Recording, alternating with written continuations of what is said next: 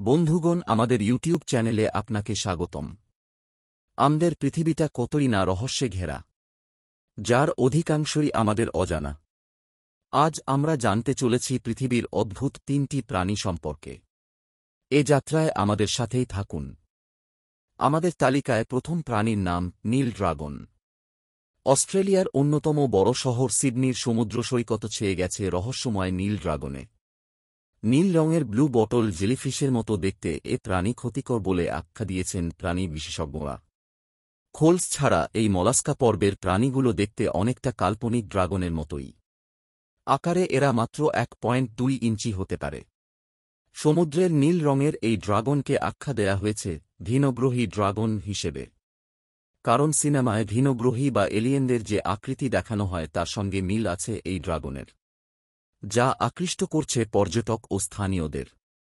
ড্রাগনগুলো এতটাই সুন্দর ও মোহময় যে দেখলেই ছুঁয়ে দিতে ইচ্ছে করে, কিন্তু বিশেষজ্ঞরা বলছেন এটি কামড় দিতে পারে, যা শরীরের জন্য বিপজ্জনক।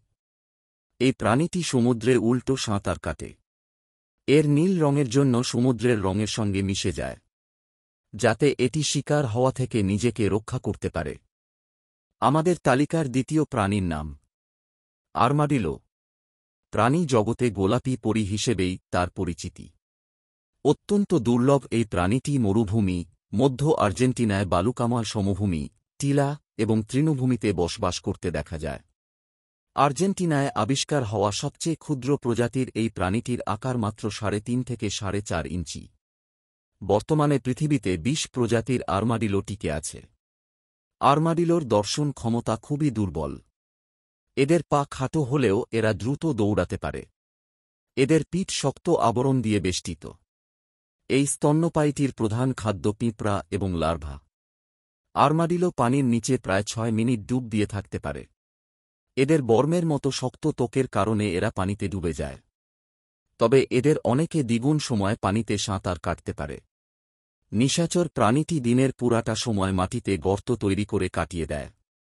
রাতের বেলায় উপরে উঠে আসে। বন্ধুগণ, তালিকার তৃতীয় ও শেষ প্রাণীর নাম লালঠোঁট ব্যাটফিশ। আমেরিকা মহাদেশের উপকূলীয় অঞ্চলের অধিবাসী এই মাছটিকে প্রথম দেখলে মনে হবে কোনো রাগী চেহারার মহিলা ঠোঁটে লাল লিপস্টিক মেখে বসে আছেন। মাছ প্রজাতির অন্তর্ভুক্ত হয়েও এরা সাঁতার কাটতে পারে না। এই প্রাণী সাধারণত সাগরের তলদেশে হেঁটে বেড়ায় এবং ছোটখাটো চিংড়িসহ অন্যান্য মাছ খায়।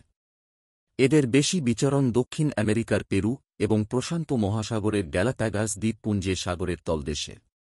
ব্যাটফিশ ভালো সাঁতারু না হওয়ায় পায়ের মতো এক ধরনের অঙ্গ দিয়ে তারা সমুদ্রের তলদেশে হাঁটে। পরিণত বয়সের সাথে সাথে তাদের পেছনের পাখাটি মজবুত হতে থাকে।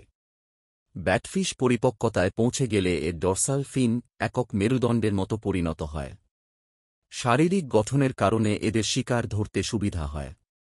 প্রায় 60 প্রজাতির লাল লিপিযুক্ত ব্যাটফিশের গায়ের রং হালকা বাদামি এবং সাদা পেট থাকে। পিঠে ধূসর বর্ণের সঙ্গে নিচে সাদা কাউন্টার শেডিং। লাল আবৃত ব্যাটফিশের মাথার সামনের দিকটায় একটা শিংয়ের মতো। এরা দৈর্ঘ্যে প্রায় 4 থেকে 8 ইঞ্চি বা তারও বেশি। সমুদ্রের 120 মিটার গভীরে বাস করা প্রাণীটি বাঁচে সাধারণত 2 থেকে 3 বছর। তবে সব জায়গায় এরা বসবাস করে না। এদেরকে বিরল প্রজাতির প্রাণী বলেই অভিহিত করা হয়। বন্ধুগণ, এতক্ষণ আমাদের সাথে থাকবার জন্য ধন্যবাদ। জানা অজানা ও মজাদার তথ্যবহুল উপস্থাপনার সাথে থাকতে লাইক, কমেন্ট আর সাবস্ক্রাইব করতে ভুলবেন না।